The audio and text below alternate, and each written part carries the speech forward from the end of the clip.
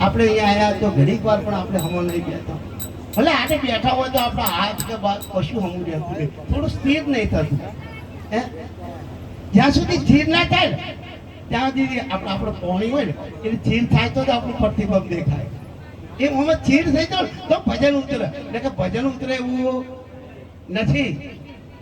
એટલે ખરેખર એ વાત સાચી છે. કારણ કે પરાશર ઋષિએ 78,000 વર્ષ તપ કરી હતું, ભજન કર્યું હતું ભગવાનનું. વિશ્વામિત્રે 88,000 વર્ષ ભજન કર્યું હતું. આ બધા ઋષિઓ મુનિઓએ ભજન કર્યો હતો. પણ એટલે આપણે આજે કળજુગ છે એનાથી મોટો ડબલ દવાપોર યુગ થયો, અને એનાથી ડબલ ત્રેતા યુગ થયો ઉંમરમાં, અને એનાથી ડબલ સતયુગ થયો. તો સતયુગની અંદર મનુષ્યનું આયુષ્ય 1 લાખ વર્ષનું હતું. કેટલા વર્ષનું? 1 લાખ વર્ષનું હતું. સતયુગમાં મનુષ્યનું આયુષ્ય 1 લાખ વર્ષનું હતું. એટલે 1 લાખ વર્ષનું આયુષ્ય હતું ને, એમાં 78,000 ને 88,000 વર્ષ ભજન અને એમ. પણ જ્યાં સતયુગ પૂરો થયો અને આવ્યો દવાપોર ત્રેતા યુગ આવ્યો, તો ત્રેતા યુગ આવતો એમાંથી 9 ગણું બાદ થઈ. એમાંથી 9 ગણું બાદ થયું. 1 લાખમાંથી 9 ગણું બાદ થઈ ગયું. 90,000 બાદ થયા, વરસ બચો 10,000 વર્ષ. ત્રેતા યુગમાં મનુષ્યનું આયુષ્ય 10,000 વર્ષનું. એમ આપણા રામાયણો ઘણા છે. એમાં પણ એક કહેવામાં આવે છે કે રામચંદ્ર ભગવાને કે 8,000 વર્ષ સુધી રાજ કર્યું, એવું રામાયણ ઇતિહાસ બોલે છે. એ ત્રેતા યુગમાં થઈ ગયા. એટલે ત્રેતા યુગની અંદર 10,000 વર્ષનું આયુષ્ય માણસનું હતું. પણ જ્યાં ત્રેતા યુગ પૂરો થયો, આવ્યો ને દ્વાપર યુગ. દ્વાપર યુગ આવ્યો એટલે એમાંથી 9 ગણું બાદ થઈ ગઈ. વર્ષ બચ્યા 1,000. દ્વાપર યુગમાં 1,000 વર્ષનું આયુષ્ય.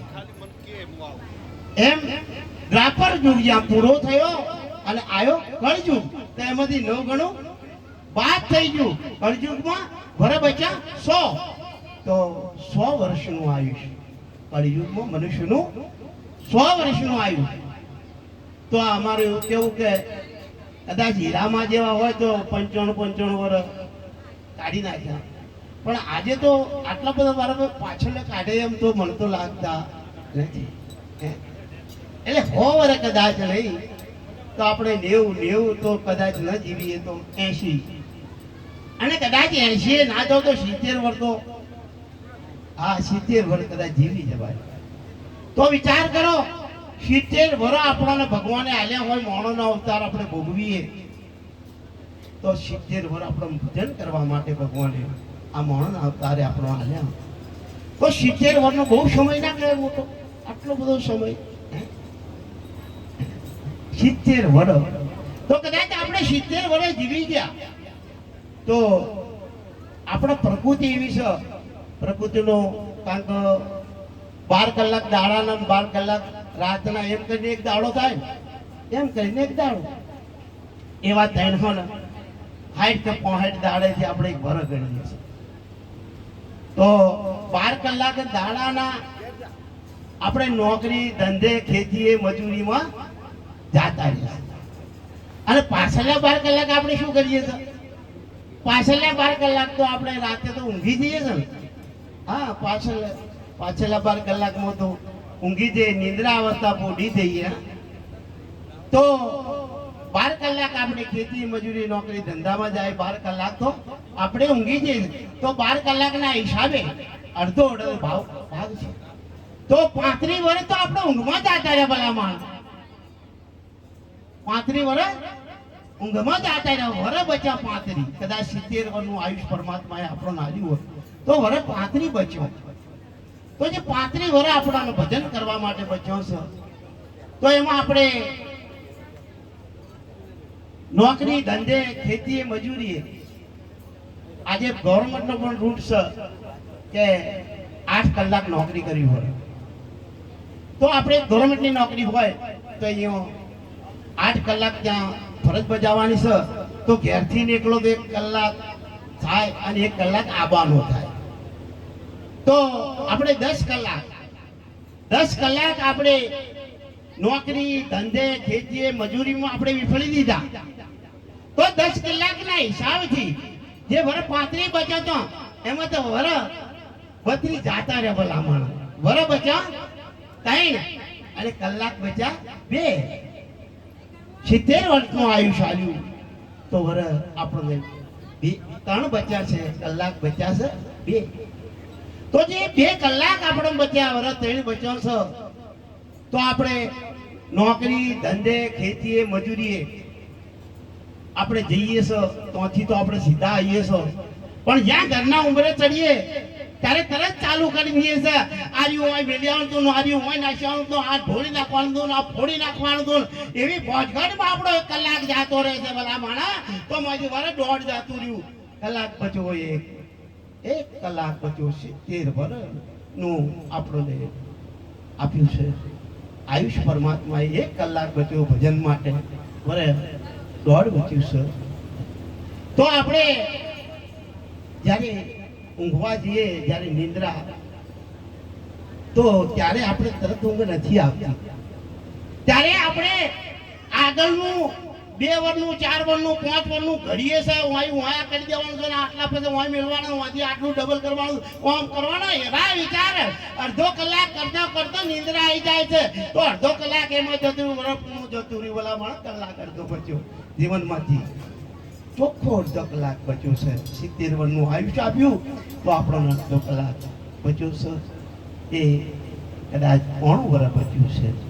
તો કદાચ 9 નહીં તો એમાં થોડું ઓછું કરીને 6 મહિના કદાચ ખરું, પણ 6 મહિના આવું આપ્યું છે પરમાત્માનું ભજન કરજો. 6 મહિના કદાચ ભજન કરજો, અને કદાચ 6 મહિના ન થાય ને તો અમારું તો એમાં અડધું કરી નાખો. 3 મહિના તો ભજન કરજો. ભગવાને આપણને આવો માણસ એ આપ્યો છે. મનુષ્ય પાય કે મિલે ને દૂજી બહાર, પક્કા ફળ ગીર પડે બોહરી ન લગે ડાળ, પાકા ફળ થઈ જાય એનો, અને પછી ડાળે ન ચોટે, પછી ચડે. જે ફળ તૂટી પડી ગયું પછી નહીં ચડતું. એટલા માટે આપણને મળ્યો છે આવો 6 મહિના ભજન કરજો. 6 કદાચ ન કરી ગયો તો 3 મહિના ભજન કરજો. અમારું એવું કહેવું છે, ભગવાનનું ભજન કરજો, આપણું કલ્યાણ થઈ જાય. ભજન તમે એવું ના સમજતા ભગવાન નહીં, એવું ના સમજતા ભગવાન નહીં. આ કદાચ તમે થોડું કામ કરતા છે, બાકી તો ભગવાન કરે છે. તમે કદાચ શેતર શેરડી નાખતા છો અને બીજવારો નાખી દેતા છો, બસ આટલું કામ તમે કર્યું. શેરડી નાખ્યું, બીજવારો નાખીને હમારે મારી દીધો. પાછળનું કામ તો ભગવાને કર્યું, એનું ઉગાડવાનું કામ ભગવાને કર્યું, એને મોટું કરવાનું કામ ભગવાને કર્યું, એને કહણું લાવવાનું કામ ભગવાને કર્યું. તમે કર્યું? એ કરનાર ભગવાન છે, એવું નથી. એવું ના સમજતા. તમે થોડું કામ કરી દો, બાકી ભગવાન કરે. તમે તો કદાચ થોડું તોડી અને મોઢામાં મેકી દો, ખાલી ચાઈને ઉતારી દીધું, બસ એટલું કામ તમે કર્યું, અને પાછળનું કામ ભગવાને કર્યું.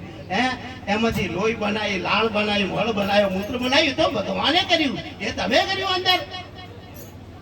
એ કરનાર ભગવાન છે. ભગવાન છે. અમે કાલે અડાલજમાં હતો આપણા દયારામ મહારાજ પ્રજાપતિ, કે જે આપણા ગુજરાતની અંદર કોઈ પણ એવું મેરાવડો નહીં રાખતા. દર વર્ષે એમનું ભજન હોય. આજે મારા અહીંયા છે બહુ મોટું, કારણ કે એની અંદર કાલે 20,000 ભક્તોની મેજની હતી દયારામ મહારાજની. હવે દયારામ મહારાજ બ્રહ્મલીન થઈ ગયા, કઈ 1-2 વર્ષ થઈ ગયા. આજે એમનું નિર્વાણ ભજન હતું કાલે. તો મધુ માતાએ જે સેવા કરી છે, વિચાર કરો, એવડું ભજન દયારામ મહારાજ જેવું કોઈ નહીં કર્યું. દયારામ મહારાજની એક વાણી છે કે નહીં કોઈ ઊંચું નીચો રે, તું તો સર્વમ સરખો. નહીં કોઈ ઊંચું નીચો રે, તું તો સર્વમ સરખો. જોન વિચારી ઓહતે રે, તું તો સર્વનો સાક્ષી. આ દયારામ મહારાજનું પદ છે. એવા દયારામ મહારાજ જેમને આખા ભારતની અંદર એમનું, અહીંયા ભારત પૂરતા નહીં, અમેરિકા ઇંગ્લેન્ડ સુધી જેમનો ગુણ ગવાય છે એવા દયારામ મહારાજ અમારા મહાન સંત શિરોમણી કહેવાય છે એવા મહાપુરુષ દયારામ આજે કાલે એવો જન્મ હતો. તો આપણે જે વિચાર કરો એ માણસ આજે દયારામના દીકરા અને મધુ માતાને એ ભજન 50 લાખનું કરે છે દર વર્ષે. તો ભલે પરમાત્માએ એમને આપ્યું છે, એમની કંપનીઓ ઈટોની છે, ઘણું છે, જમીનો છે, પણ ખરેખર વાપરી જોણી એમને, કારણ કે વાપરી જોણી છે. એટલે આપણને આ મનુષ્યનો અવતાર મળ્યો છે, માણસનો અવતાર મળ્યો છે. માણસ મનુષ્યનો અવતાર નહીં મળતો એ વાત ખોટી. મનુષ્ય તો પશુ બનાય. અવતાર તમે ખરેખર વિચાર કરો, અવતાર કોનો થાય? કોઈ દયણે કે કોઈ ડોક્ટર કે સિસ્ટરે જ્યારે જન્મ ત્યારે તમને અહીં શું કે ભાઈ ફલાણાનો બાબો શકે, બીબી છે, ફલાણાનો છોડી શકે, છોકરો છે. ભાષા તમે જો હિન્દીમાં હોય તો કે લડકા હે કે લડકી હે, મારવાડમાં હોય તો બેટો હે કે બેટી હે, જો જેની ભાષા. પણ એક જ વાત કરે, કોઈ દયાને આજ સુધી આવીને કહ્યું નહીં એવું કે તમે તમારે હિન્દુ આવ્યું છે. કોઈ દયાને નહીં કીધું આપણે માણીસા લઈ લીધું. કોઈ દયાને એવું નહીં કીધું તમારું મોણા આવ્યું છે. તો આપણે કેવી રીતે માણી લીધું? કહ્યું એક જ કહ્યું છે કે બેટો આવ્યો કે બેટી આવી છે, છોકરો આવ્યો છે, છોકરી આવી છે. કોઈ દયાને આજ સુધી આવીને એવું નહીં કીધું તમારું મુસલમાન આવ્યું છે. કોઈ દયાને નહીં કીધું આપણે માની છે. ઉત્પત્તિમાં કોઈને કીધું નહીં, માની જોઈ લીધું વચમાંથી. કોઈ દયાને આજ સુધી એવું નથી કીધું કે તમારે શીખ આવ્યું, ઈસાઈ આવ્યું, પારસી આવ્યું, જૈન આવ્યું, કોઈને નહીં કીધું. આ વચમાંથી તો પકડવાનું છે. કોઈને નહીં કીધું. જ્યાં ઉત્પત્તિમાં કોઈને નહીં કીધું, આપણે જો વચમાં વળગ્યું હોય છે. માણસ કેવી રીતે કહેવાય? મનુષ્ય એને કહેવાય કે એને સતગુરુ મળે, અને જ્યારે એને સત ઉપદેશ થાય ત્યારે એને બ્રહ્મ જ્ઞાનનું અવતરણ થાય તો એને અવતારી પુરુષ કહેવાય, એના મનુષ્ય કહેવાય. પછી અવતારી થાય, રામદેવ અવતારી, કૃષ્ણ અવતારી, રામ અવતારી. એ પછી આ જગતમાં જળ પછી ભલે વિશ્વથી નારા પૂંજાય છે ને દેવો રામ કૃષ્ણ જળ હે જગતમાં ઇતિહાસે દાખલો લેવો. જેને સતગુરુ મળે તો એ પુરાણ એને આ જગતમાં ઓળખાય. નહીં તો બાકી તો આપણે તો વ્યંજન લઈને જ ફરીએ છીએ. આ દયારામ મહારાજ કીધું ને એમની વાણીમાં, કોઈ નહીં નાનું કે મોટું, સર્વમાં તું તો સરખો, બધોમાં આત્મા જ છે, ત્યાંથી બીજું લાયા. એટલે તમને 3 મહિના ભજન ન થાય તો 1.5 મહિના ભજન કરજો, અને 1.5 ના થાય ને તો એમાં અડધું કરજો, મહિનો કરજો, અને મહિનો કદાચ ન કરી કો ભજન. આટલું બધું આપણો મોણો અવતાર મળ્યો, ભગવાનનું ભજન કર્યો. ભગવાન તો નિરાકારી છે, કોઈ આકાર વાળો છે નહીં. કારણ કે જો આકાર વાળો હોય તો આકારમાંથી આવત બધું. આપણે હાથ અહીં લઈએ છે, હા તો નિરાકારમાંથી લઈએ છે. તો આટલી તો આપણે સમજણ પડી જાવ તો મને જીવનારો કોઈ મંદિરમાં, કોઈ મસ્જિદ, કોઈ પથરામાં છે નહીં. આ મને જીવનનો હાથ જોથી મારો આવે છે ને, અહીંયા મારો બેઠો છે, આટલી તો આપણે ખબર પડી જાય જો કે જોથી મારો આ આવે છે ને તો મારો ભગવાન મને જીવન તો તોય આવે છે. તો આમાં જ ઓગણે છે ભગવાન હોય છે, હોય તો ત્યાંથી આવે છે. એટલે 15 દાડા 15 ના કરો, હાથ દાડા અડધું કરો, અને હાથે ના કરો તો 3 દાડા રાખો ને 3 દાડા કરો ભજન. 3 દાડા ભજન કરજો, અને 3 દાડા કદાચ ના કરે એમાં અડધું કરી નાખો. 1.5 દાડો 1.5 ના કરો તો 1 દાડો કરજો, 1 દાડો ભજન કરજો. આવો અવતાર મળ્યો છે, અને 1 દાડો ના કરી કો ને તો એમાં અડધું કરી નાખો ને. 24 કલાક ના 12 કલાક તો ભજન કરજો. અને જો કદાચ 12 આપણાથી ન થાય ને તો એમાં અમારું કેવું અડધું કહી નાખો. 100 કલાક તો ભજન કરજો.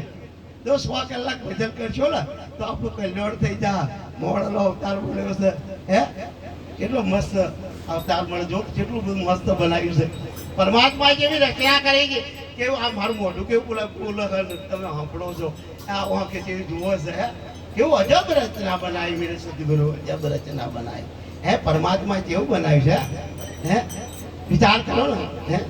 કેટલું મસ્ત બનાવ્યું છે, આટલું શરીર આપણું મસ્ત હે મગ મગ જેવડી મડી હો બનાઈ તલ તલ જેવ હાથ માડ રે દોશીડા જો જોવન મારે ભાઈ આવી રૂડી મડી હો કોને બના કેટલી મસ્ત બનાવી છે, કેટલું મસ્ત ઘડ્યું છે હે એટલે 6 કલાક કે નહીં તો 3 કલાક ભજન કરજો, 3 નહીં તો 1.5 અને 1.5 કદાચ નહીં કરી કો તો એમાં અડધું કરી નાખો હે તો પૂણા કલાકની મિનિટ કેટલી થાય? પૂણા કલાકની મિનિટ 45 થાય. અને આપણા સંતોની ગણતરી એવી છે કે એક ઘડીની 45 મિનિટ થાય. એક ઘડીની 45 મિનિટ 45 ના કરી તો એમાં અડધી 22 સાડી 22 હે એમાં અડધી કરી નાખો.